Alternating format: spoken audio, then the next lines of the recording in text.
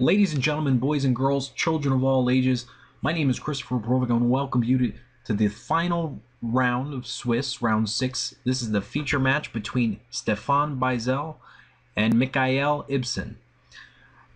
This match was selected because both of these duelists are still in contention for top 8, and Mikael is running Inzektors, which is something I don't get to feature that often. I love Inzektors, and Steffon is running Waters, his signature water deck. If you don't already know, Steffon top 8'd in the second Dueling Network tournament. Mikael is new to these tournaments, but he's doing really well with his Inzektor deck. His Inzektor deck actually is really interesting for the fact that he main decks Heart of Clear Water and Insect Imitation, as well as a slew of other traps to protect his Inzektors monsters to ensure they keep going off. I thought it was a really interesting match to feature, so that's why I'm featuring it. And I'll be doing it by myself, so sorry. Anyway, Anthony Alvarado was scheduled to co-commentate with me, but he lost his mic and his wife went to sleep. So I'm going to do this all on my own. So to be, let's see. There's nothing really to say so far, other than I guess I can tell you how I predict this is going to end up. From what I've heard, Mikael has OTK'd a lot of people, so maybe his luck is going to continue. I don't really have much data on this particular matchup. Not a lot of people run Inzektors, I have run Inzektors in my previous tournaments, so it's hard for me to get a feel for it.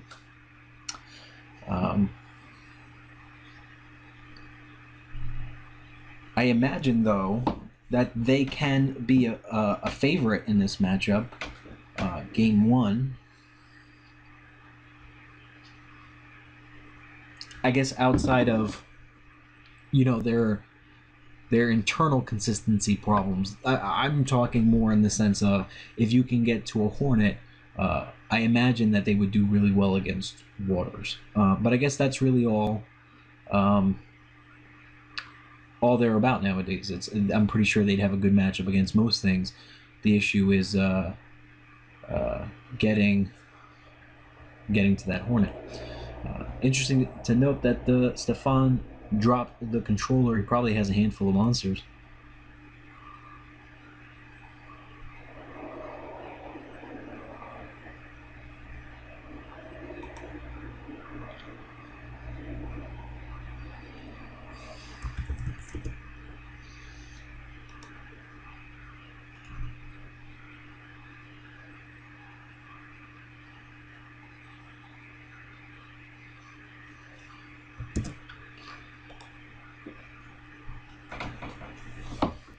I suspect a Trag will come down.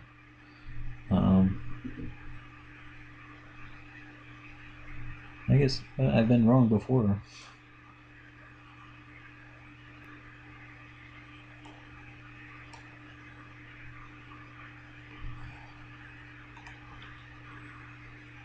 That's right, actually, he doesn't run Trag.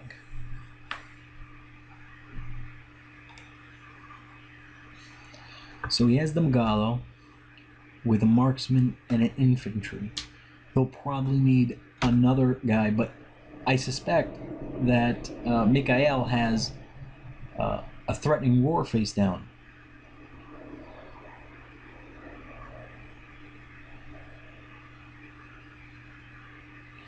So this might really backfire for Steffon.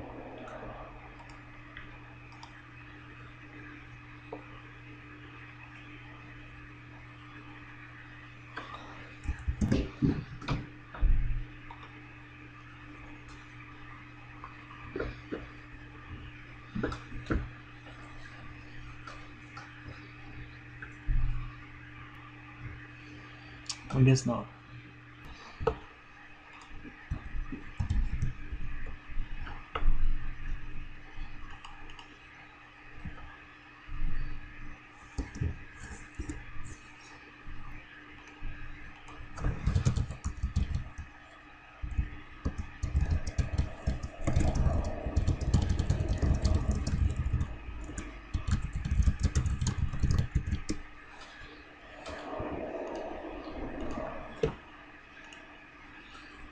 So Steffon has the Diva.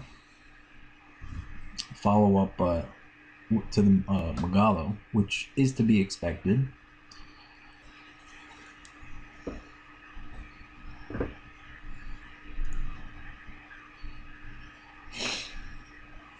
Oh, he is getting aggressive.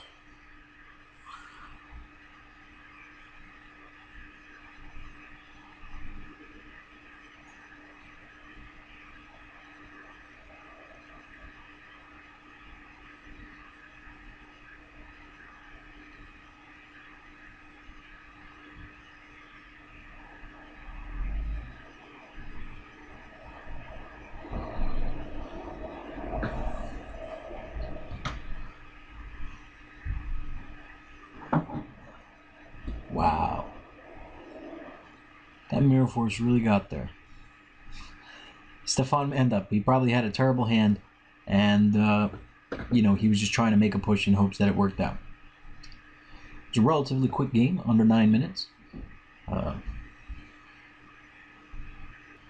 he doesn't have much for Inzektors. I mean, who sides for Inzektors? I know the best that I think he can do is Dust Tornadoes, right? That seems about maybe Compulses if he doesn't like. I don't know. I don't. It's nothing really spectacular.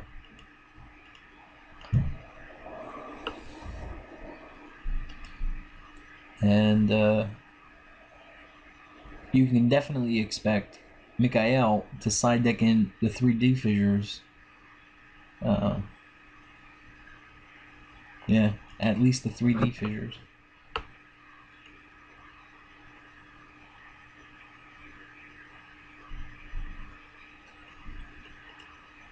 Steffon is pretty upset. I'm reading the Watchers chat.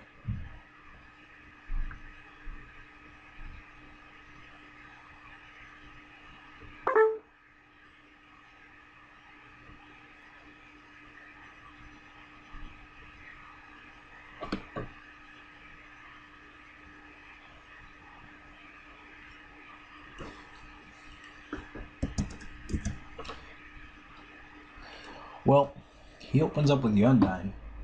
I mean, more actually, there's a couple things I want to know. So, of all the water decks that I've ever seen that have become successful, they're rarely ever 40 cards, which is an interesting study in and of itself. If someone ever wanted to take a look at that, I guess they should. That's an interesting fact, but. The fact that he runs so many cards is something that he often gets some heat for. I've noticed on the Facebook group, but I like it. I think that it's one of those things that's frowned upon in the community. Except some players specifically go out of their way to play 41 or 42 cards, and they just say they like the feel of it. But I think from a statistical perspective that there's an argument that can be made for when you run cards like, for example, gadgets or undines with controllers, or things like that, where you don't necessarily want to draw these cards. I mean, sure, you can open up with Undine less, but the fact that you're opening up with controller less means that you're doing yourself some service, as long as the cards that you're adding are cards that are worth drawing. I like that a lot, in fact.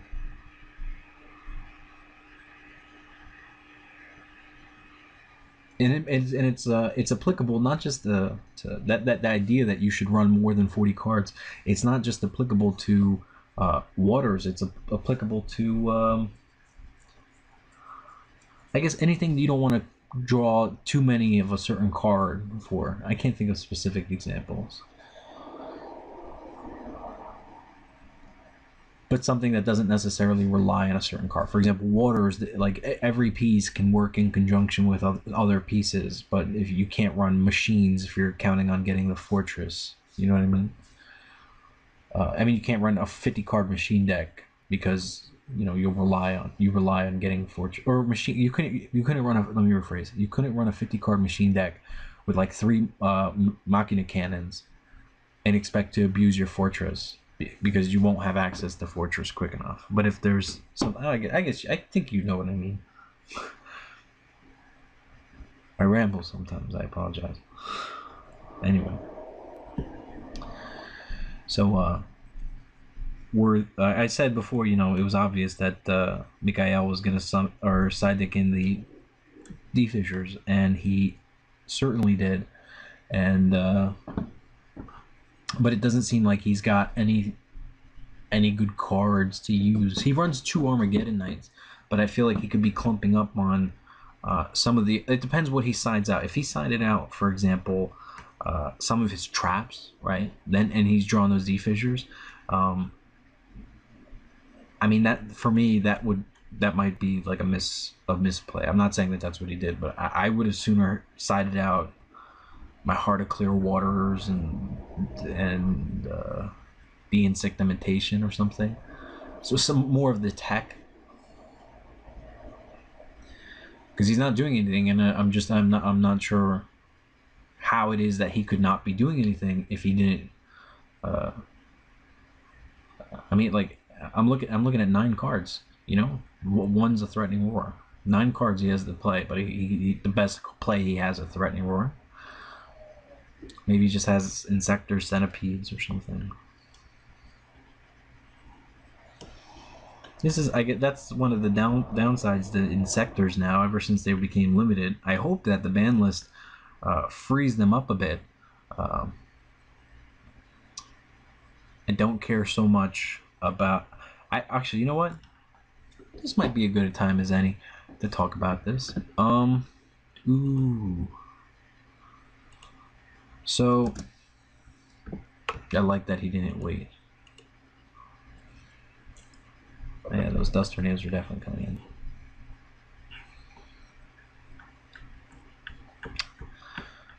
Oh, that was great. That was a great play by Steffon. Anyway, so like I said, this might be as good a time as any to talk about Inzektors for a moment. When Inzektors were nerfed by the last ban list, I'm sure you know, Dragonfly went to 1 and Hornet went to 1. I felt like that was the wrong way for Konami to handle Inzektors. It could have just been the case, as it turned out, that they wanted to draw more attention to some of the newer decks that were coming out, for example, Waters. I don't think that was it. I think that Inzektors were just kind of dominating Japan, and they said, look, we definitely don't want to have anything to do with Inzektors, so let's nerf them completely. But I really like Inzektors as a deck. I feel like they're a great check on some of the more rogue decks, which is, I think that's a fine thing to have in the metagame. The problem really was that it OTK'd too often, and it well, I mean, that element of popping, I guess, is destructive to the game if it's, I mean, like, let me think about exactly how I want to say what I want to say. I think Inzektors were good. They were useful. They served a purpose. And they can be quite balanced. They're just kind of like a better version, or they can be just like a better version of gadgets. But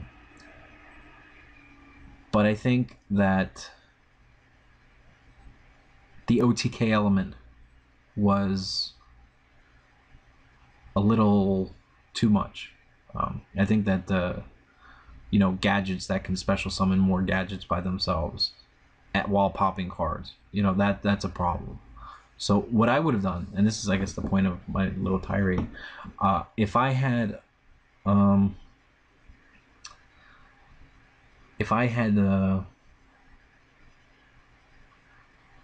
control over the ban list, I would not have touched Dragonfly. I would have touched Centipede. I think going Centipede, Centipede, Centipede, Dragonfly is a lot harder to deal with than Dragonfly to Centipede to centipede to centipede. Oh my god. Sorry. 3 centipedes to a dragonfly is harder than just a dragonfly to a centipede to a dragonfly to a ladybug. You know, like that's 2 turns, 4 pops, as compared to 1, 2, 3, 4, 4 turns, 5 pops. So, I probably would have touched centipede. Yeah, see, he left in the heart of clear waters. It's too much.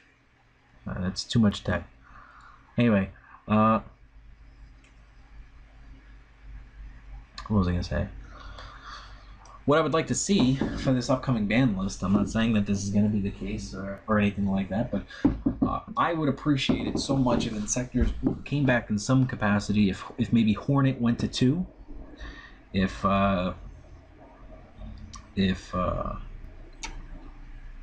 suppose if they're going to do it this way, I don't mind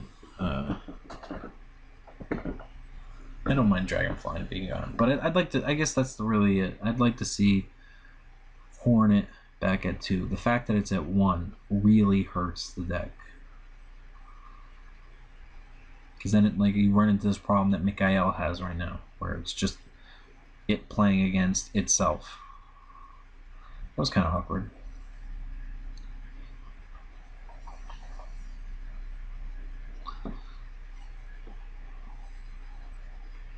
It's 1-1.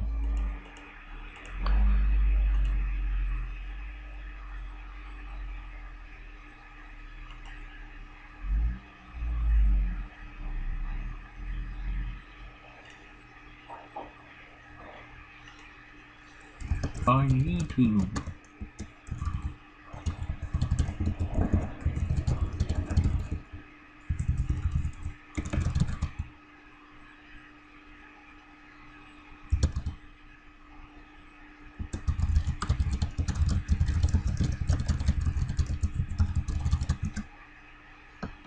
Sarush is pretty upset. That was Steffon makes a point that you know, the heavy storm, even though he was definitely going to lose, he heavy stormed just to see the face down cards. That's some good playing by Mikael. I wonder if he's got some qualifications overseas or something. I'm just based off the name. I don't know if he lives here, but that was a fine play. Always get information.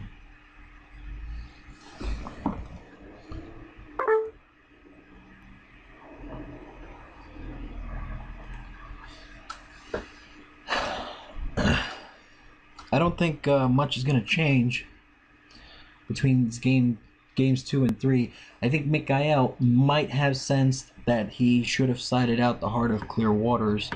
I don't know if he's going to act on that, though.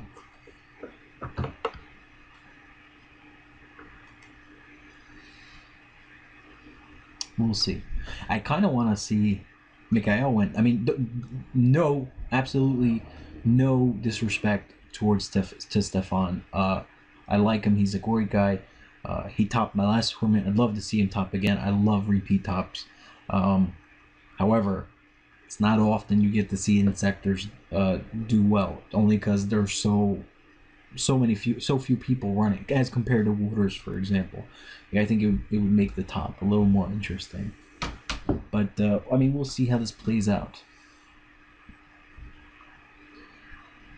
Never been fond of that play, by the way, in Inzektors. I always prefer, even if my tour guide's going to be dead later, I prefer to go tour guide into Sangan. I think quite obviously to search out Hornet or Dragonfly, whatever the case is. I guess he's just expecting to stall out on that Zen means for a while.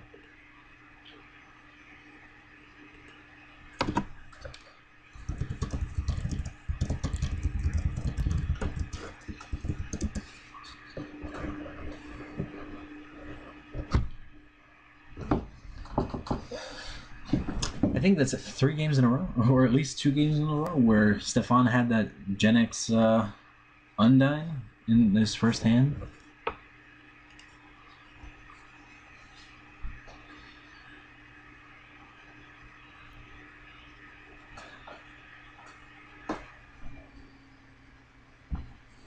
It's always a nice way to start the game.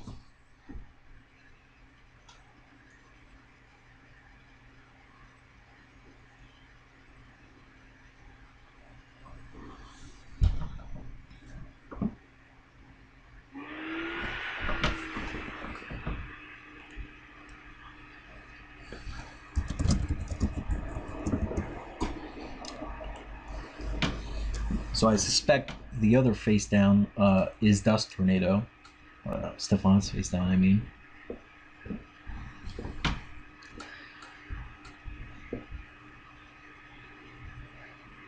See if you can get that Hornet. Oh, he kept in the Heart of Clear Waters. He must be really attached to them.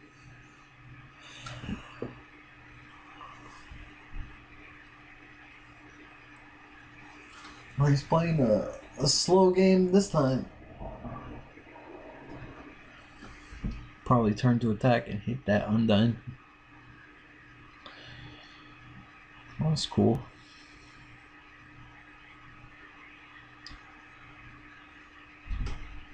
That will almost certainly be Dust Tornado. That's awkward. Is it a Solemn Warning? Unless he's trying to outplay him with a Heavy Storm?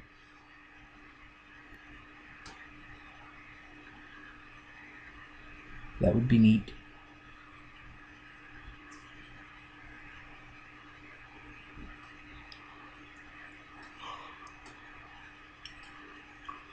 The anticipation is killing me.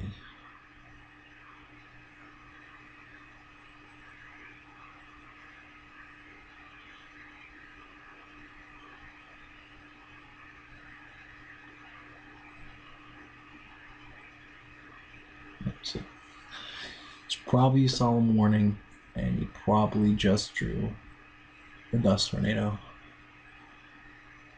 And that's probably either a controller or the Lindy, Abyssland.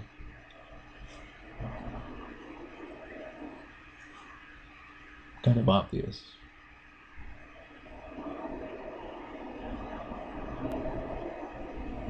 It could also be a torrential. Nope, it can't be. No, well, it can. I mean, it can be, but I would suck if it is.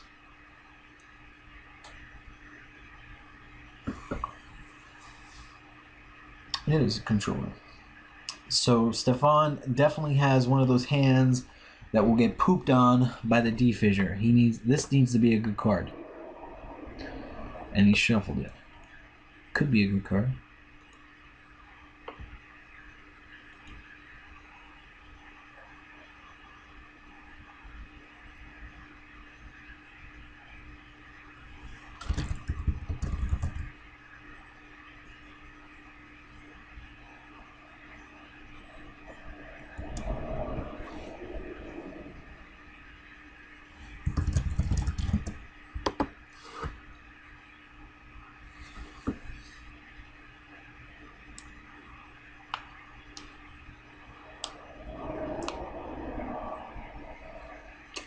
He hasn't moved. It's kind of intense. You know, Steffon's definitely, you know, he's on the bubble right now, and he's got to be feeling kind of intense, like that feeling of intensity. Wow. You know, he doesn't want to lose out on topping for the second time. He's so close. He played all day. He's just drawing bad against that D-Fissure. In fact, actually, this is ooh, did he finally draw something? And he didn't have a torrential. Wow. Wow. So what are these face downs? Wow. They could just be bluffs, I guess. Wow. This is amazing. This is, I mean, the match is probably in Mikael's favor now, by far. And to be clear,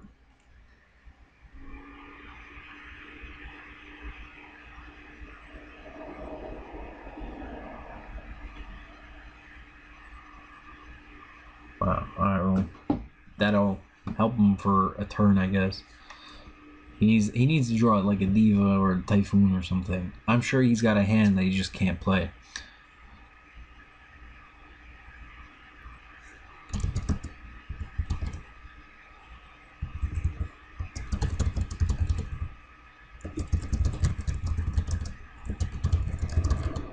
Alright, now I can make my point. What I was saying is, I've talked about this a bunch now, but in in one of the previous rounds, we were talking about Yuki's and Inovic's deck, wind-up deck, and how I felt that wind-ups were great game 1, but not so much game 2, and the reason for that was because,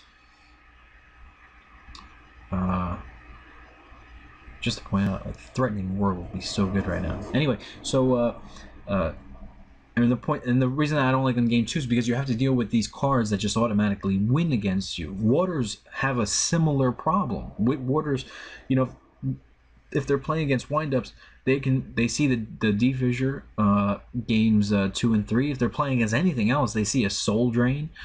Fire Fist can make Abyss Dweller, which isn't, you know, it's not game, but you need like a Diva or something. You need something to get you going out of that. It's just that it's a problem.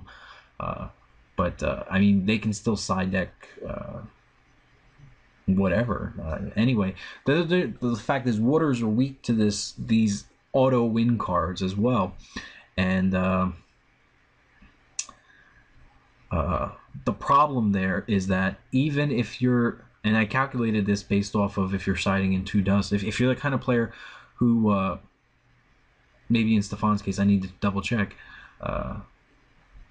If you side deck in 2 Dust Tornadoes and you have that 3 Mystical Space Typhoons in addition to a Heavy Storm and you only have 6 cards, you can do the math and this changes up. But I'm saying in the best case scenario, you're looking at, if they run 3 copies of those auto win cards, at least around a 14% chance that they're going to open up with that and you won't have spell and trap removal.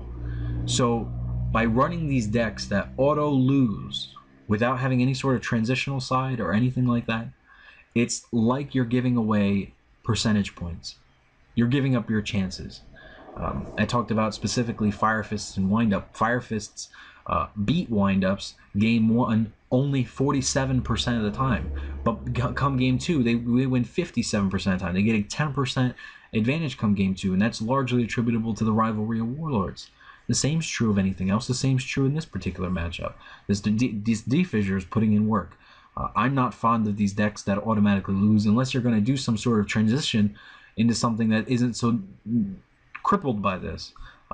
Unfortunately for Waters, there isn't much you can do. You can only ever just give up. You can only ever... Oh, that Mirror Force is really great. You can only ever just say, okay, I'm going to give up this percent and I'm going to hope to win game 1. That's why I don't like Waters. I'm not a fan of Waters. I don't think they're the best deck. They have decent matchups because they're a good, decent deck. But comes game 2 and 3, I mean, they're not, it's not as bad as when you're playing windups, but it's not. It doesn't. You never really improve your games 2 and 3 matchup. So that's just something to consider for the next tournament or going into Miami. You know, people totally and very often just underestimate the realities of side decking. I've said it before. I said it again. Every game 1 you play, you will play a game 2. So for every game 3 you play, it just means that's one more game that you played post side versus pre side. And pre and post sides, they're totally different games. And I see too many people on Dueling Network, they play only games. They play singles and they say, oh, I want to test out my main. And then when it comes time to side decking, they decide it at the last minute at the event. They don't even have an idea of what they're going to side out. They just say, okay, these are cards I'll side in against something else. And then they have like 6 cards in their mind when they play against windups. And then lo and behold, they play against windups and they don't really have anything. They just got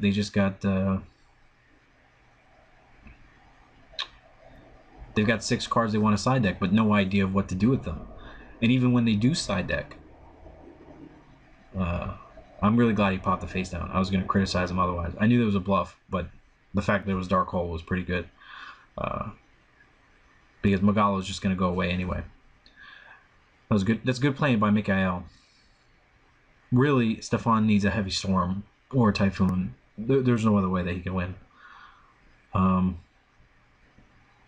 Anyway, though, I just want to emphasize the importance of side decking. That's all that I mean to say here.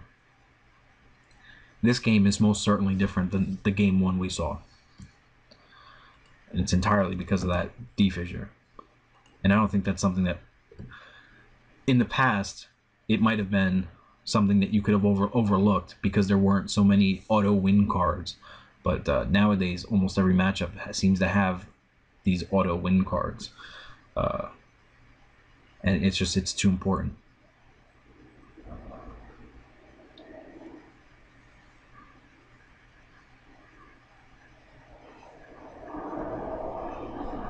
He had the Diva, by the way, which was really good.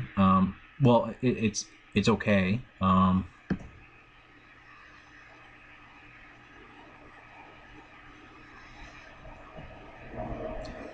Yeah, I was gonna say Kristopher's gone. It's one of his only live plays, but yeah. That's why I'm not a fan of wind-ups, traditional wind-ups. That's why I'm not a fan of traditional waters. It's why I think Fire Fists have some impact at all. In fact, their main deck isn't even that great. It's just the fact that they're not so vulnerable to side decking, and they can side deck well against other decks. So, for what it's worth, just keep that in mind if any of you are going to Miami.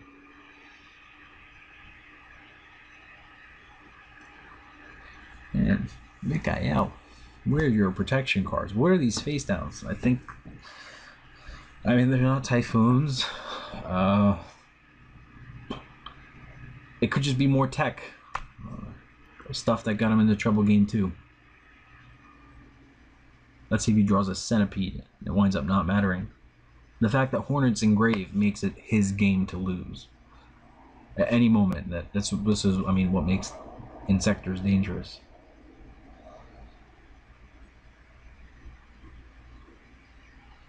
If he doesn't crash, I would be I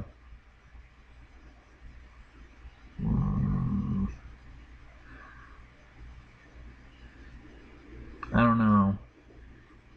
I mean, I understand you don't want to open yourself up to, especially if you don't have protection, to losing your Zen mains. But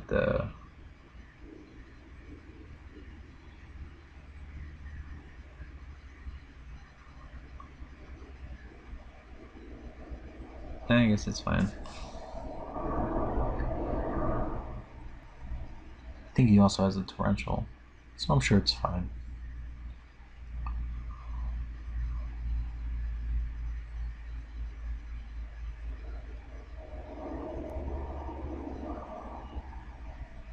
You know, for a room with a password on it, surprisingly, a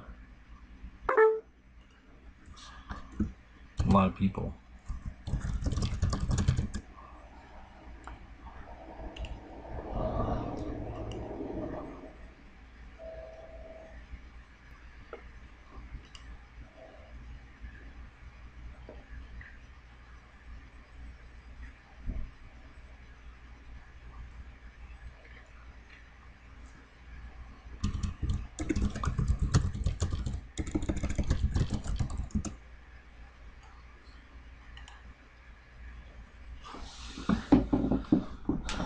Well, honestly, this is disappointing on Mikael's behalf. I would have sooner rather have had him drawn an Inzektor monster to put pressure on Steffon, but I guess there are only so many you can use, right? I mean, he's got to be drawing this stuff, like Gigamantis and Heart of Clear Water, maybe traps.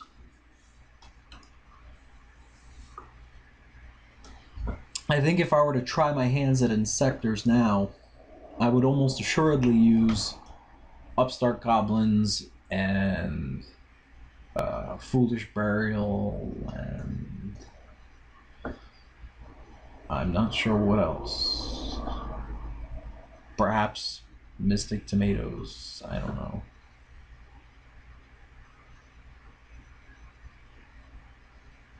It's kind of unfortunate, really.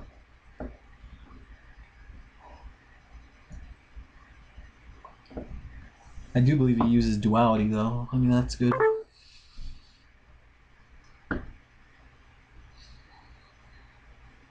Inzektors are hard right now. Like I said, you need to have the Hornet in graveyard for them to really do much.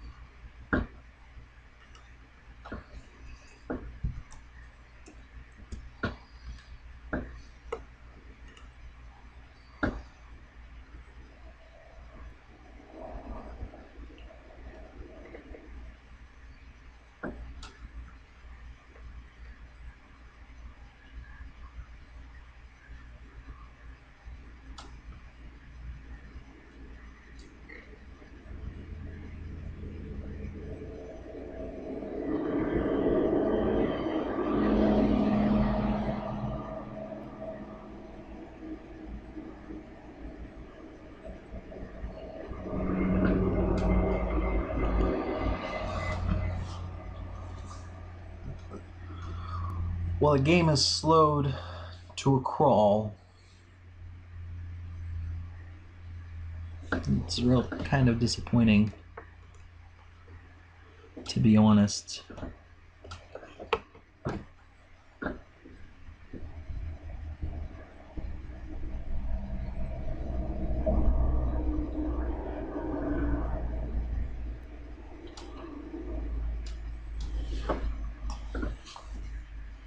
Here we are, nearly 40 minutes into this video, into this feature match, or more than 40 minutes into this feature match. If you're still watching, major props to you. I'll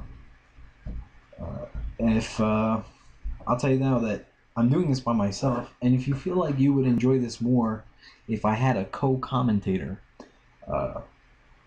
feel free to send me a message, Facebook, YouTube, wherever, and offer your own services. I'm happy to do this with whomever. I won't go reaching out to people over the course of a tournament. Usually got my hands full. This round's actually kind of lax, but if we're in between rounds and you say, hey man, I'm free, I can do a feature match in the next round, just hit me up. That's my policy. My policy is I don't mind doing this with anybody. I feel like it's a lot more interesting than just talking to myself.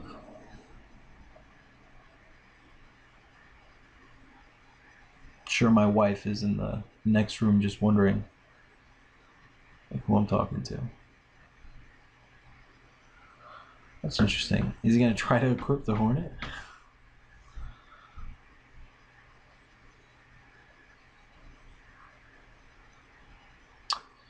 He probably has a face-down insect imitation.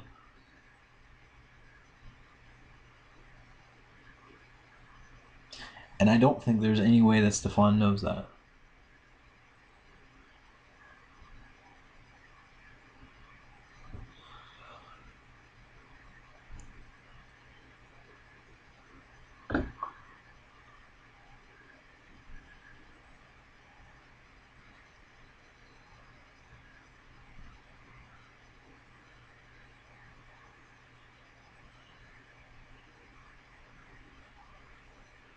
Well, I mean that's less confusing, a little more obvious, but That's whack. I want to see the insect imitation. Well, you know, Mikael's upset.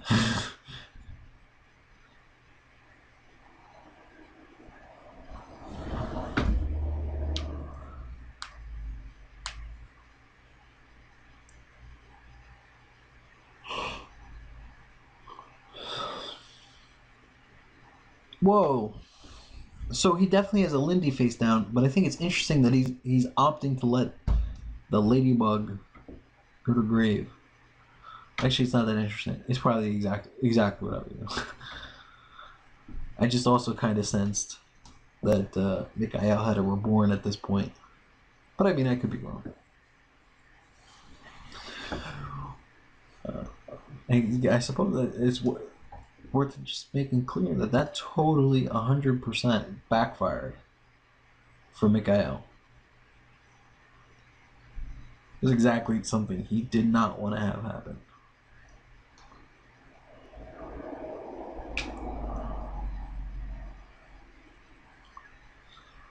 Whoa, no Lindy. I guess he's just trying to fill up the graveyard. I can't imagine he's got the salvages or Moon Glacia, but he probably has a reborn that he's trying to make live. Usually, typically, players slide those cards out games 2 and 3.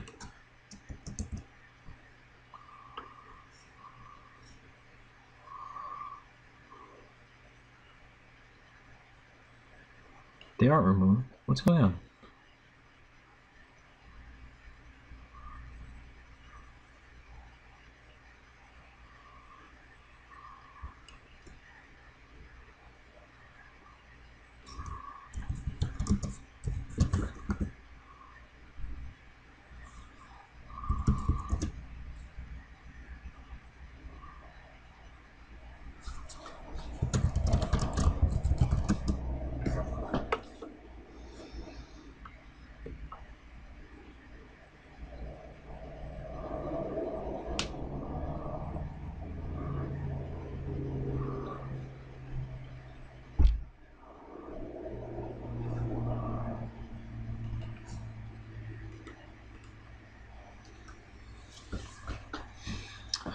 Well, at least we're no longer in a stalemate.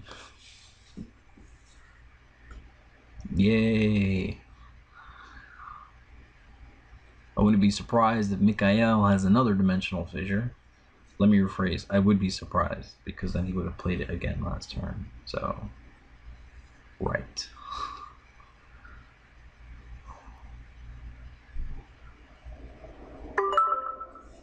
I am absolutely positively clueless as to what Mikael has. I have a sense of the cards that are face down, but the cards that are in his hand, just they have to be absolutely crap. Oh, whoa. Steffon kept in the salvage. Even after... Did he see the D-Fissure game 2?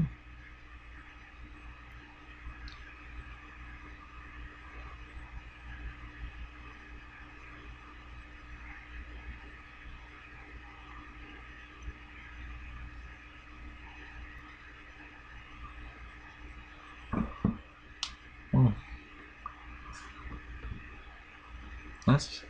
It's a surprise.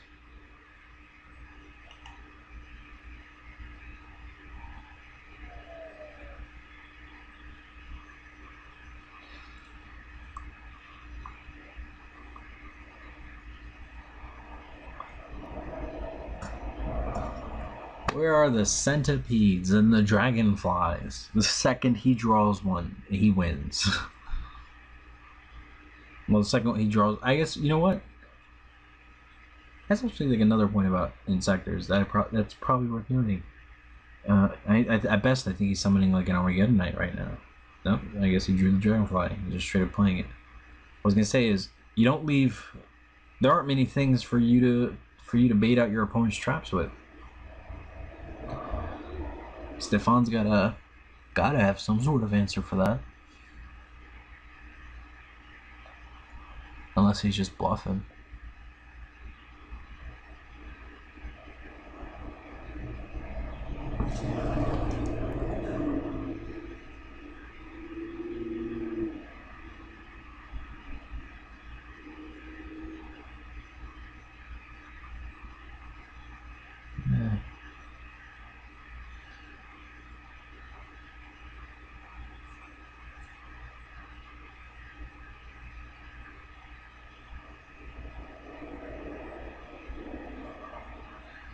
Yeah, I mean, I knew he had a reborn.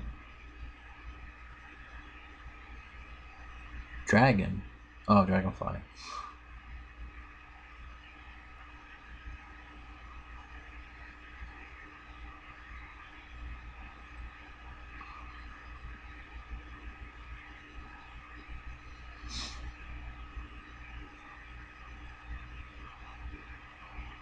Ooh, he had the warning too.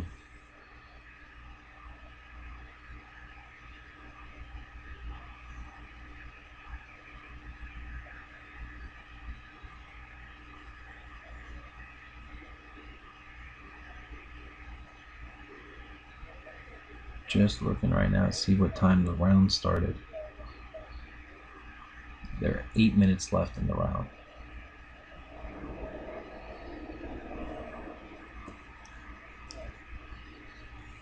Seven minutes.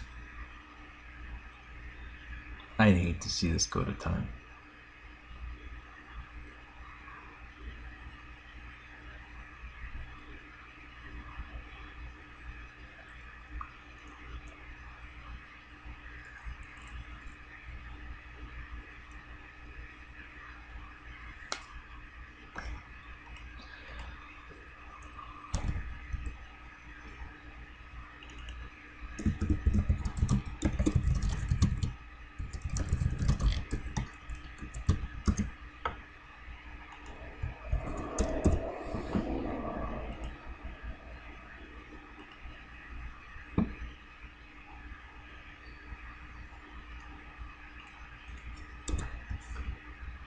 I don't like that Mikael is not drawing. It takes forever. It took forever there. So Hopper's definitely being what he takes.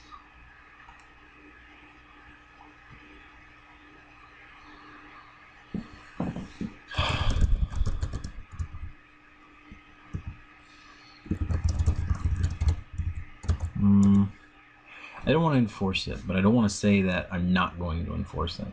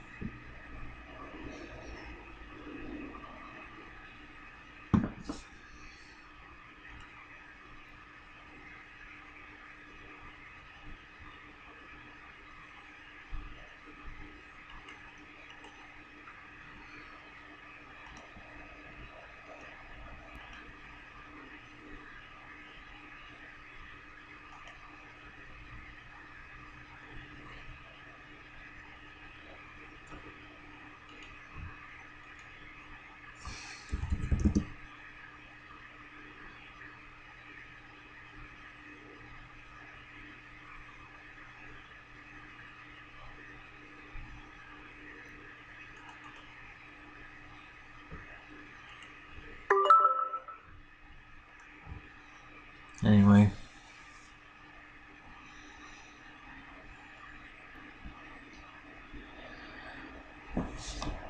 So, I mean, as they get lower in the deck count and this game draws to a close, Steffon's got to be running out of outs, right? There's not much he's going to be able to do to a centipede, I think. That would pop the Phoenix Chain, Hopper pops the face down. Something to that effect. Yeah, here's the centipede. I don't think Steffon has a response. Ooh, Heart of Clear Water.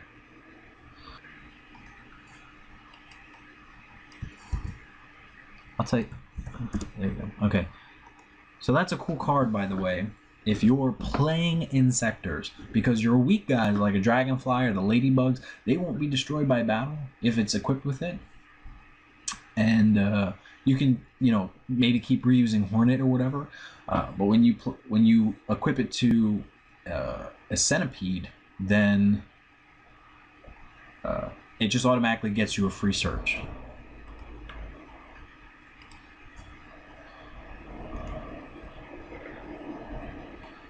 Free search. Well, it's not free, you're trading a card, but I mean it's kind of cool. It's like your spell version of Stratos-ish sort of thing. Anyway, though, I think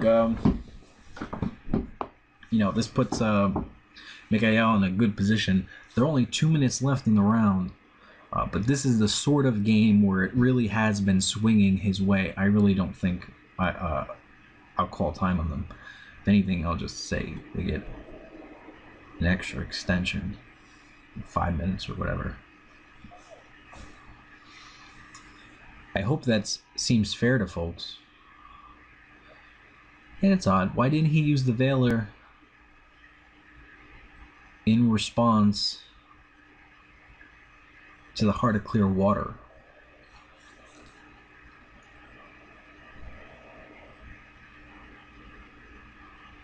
Does he have a forbidden dress? Ooh, debunk. That was the card. Oh.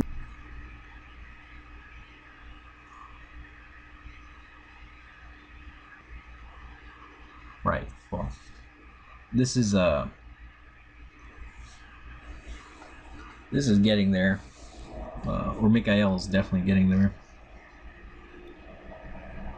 Those are almost certainly bluffs face down.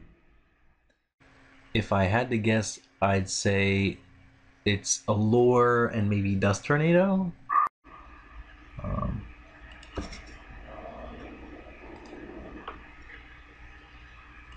Ooh.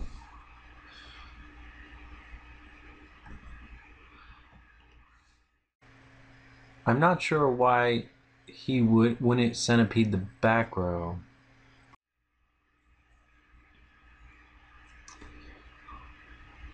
I guess even if I did call time, that's game anyway. Even if I did call time, Mikael would have won. Does he have another Veiler? Wow. Wow. That was pretty intense. Well, either which way, if I call time, actually, I'm not gonna call time. I'll wait like 2 more minutes, but I wouldn't have attacked with Centipede. What if it was an infantry?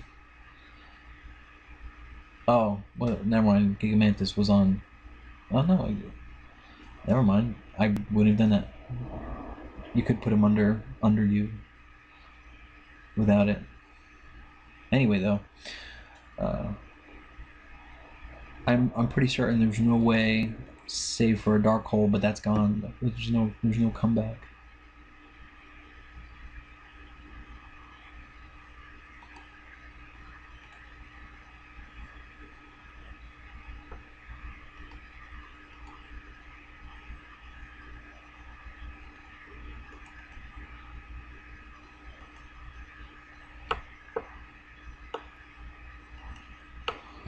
Well, that was a good game. Even if I called time, didn't matter.